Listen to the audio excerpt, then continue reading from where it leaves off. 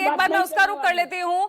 ये भी यहाँ पर बिहार चुनाव से जुड़ी हुई है। 2 सीटों पर चुनाव लड़ेंगे तेजस्वी यादव, ये सूत्रों के हवाले से बड़ी खबर आ रही है। 2 सीटों पर चुनाव लड़ सकते हैं तेजस्वी यादव। मधुबनी की फूलपारस सीट से चुनाव लड़ सकते हैं। आपको बता दें, ये फूलपरास सीट ये वही है सीट जिस पर 1977 में कर्पूरी ठाकुर इसी सीट से विधायक रह चुके हैं। तो 2 सीटें हैं जिनसे चुनाव लड़ सकते हैं, उनमें से एक सामने आ रही है मधुबनी की फूलपरास सीट। तो ऐसे में क्या कुछ रणनीति हो सकती है? मेरे सहयोगी ऋषिकेश जुड़ रहे हमारे साथ न्यूज रूम से। ऋषिकेश, क्या रणनीति नजर आ रही है इसके पीछे? मधुबनी के फूलपरास सीट का चुनना ये कितना महत्वपूर्ण और क्यों चुना गया? क्या राजनीति इसके पीछे दिख रही है आपको? पूजा, देखिए, राघोपुर से भी फिलहाल तेजस्वी यादव विधायक हैं और चर्चा इस बात की है, जो सूत्र हमें जानकारी दे रहे हैं कि मधुबनी के फूलपरास सीट से तेजस्वी यादव जो दूसरी सीट है उनके लिए ये सीट खोजी गई है और आने वाले वक्त में यहाँ से वो नामांकन कर सकते हैं। इसके पीछे पार्टी की वजह है, जो दलीलें दी गई है, जो रणनीतिकारों ने उनके लिए सीट खोजी है। एक तो ये कि यादव बहुल सीट है, दूसरा उत्तर बिहार पूरा इंडिया गठबंधन का सबसे कमजोर कड़ी है।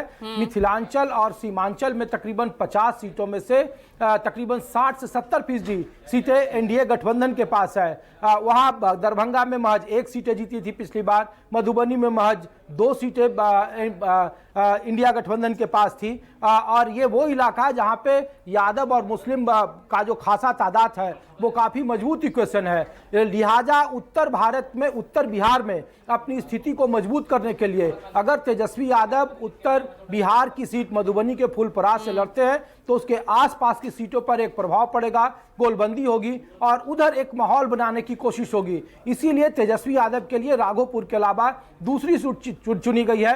वो तेजस्वी यादव के लिए मधुबनी की फूलपरास सीट है। फूलपरास जहां से 1977 में कर्पूरी ठाकुर चुनाव जीते थे, काफी महत्वपूर्ण और काफी वीवीआईपी सीट रहा था, एक ऐतिहासिक सीट रहा है। तो उत्तर बिहार की सीटों को जीतने के लिए उससे सीमांचल पर भी उसका असर होगा, उससे मिथिलांचल पर भी सीटों पर असर होगा और उससे बगल में समस्तीपुर, शिवहर जैसे दरभंगा तक इसका प्रभाव होगा। और ये वो इलाका 130 विधानसभा की सीटें तकरीबन पूजा है उत्तर बिहार में। उस 130 में से 100 से ज़्यादा सीटों पर 2020 के विधानसभा चुनाव में एक तरीके से कब्जा था।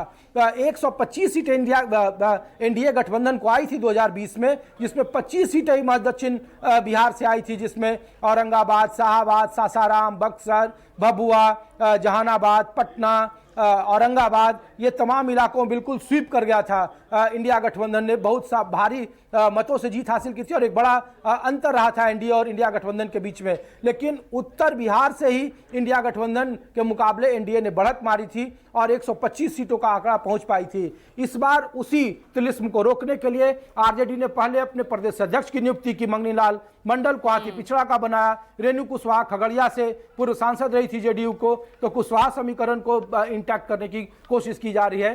तो फूलपरास सीट से लड़ाने के पीछे पार्टी की रणनीति सिर्फ यही है कि उत्तर बिहार में पार्टी को एक मजबूत वहां मौका मिले, वहां हवा बने, गोलबंदी हो और उन कमजोर सीटों पर और मजबूती से इंडिया गठबंधन लड़ सके चुनाव। इसीलिए राघोपुर के अलावा मधुबनी की फूलपरास सीट चुनी गई है तेजस्वी यादव। ठीक है, तुरंत मैं रिएक्शन यहाँ पर नीरज जी आपसे लूंगी और मैं फिर उनके बाद आऊंगी मैं रंजन सिंह आपके पास।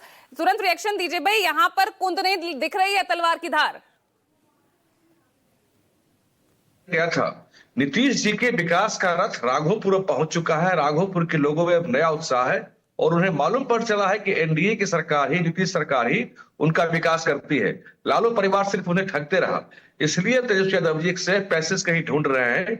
लेकिन फुलपरास की जनता को याद है कर्पूरी ठाकुर जी का किस तरह से लालू यादव अपमान करते थे, लालू परिवार किस तरह से उनको जीप नहीं दिया था, कपटी ठाकुर बोलते थे।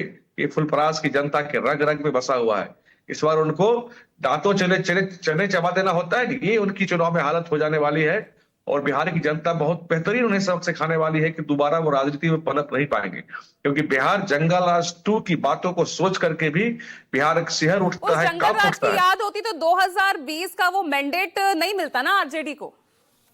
देखिए, वो तो नीतीश जी की कृपा थी, क्यों नहीं तो ये तो समाप्त हो गए थे, तो 20 के नीचे आ गए थे। नहीं, वो कृपा तो मेरे ख्याल से एलजेपीआर की थी। ना, वो कृपा तो एलजेपीआर की थी।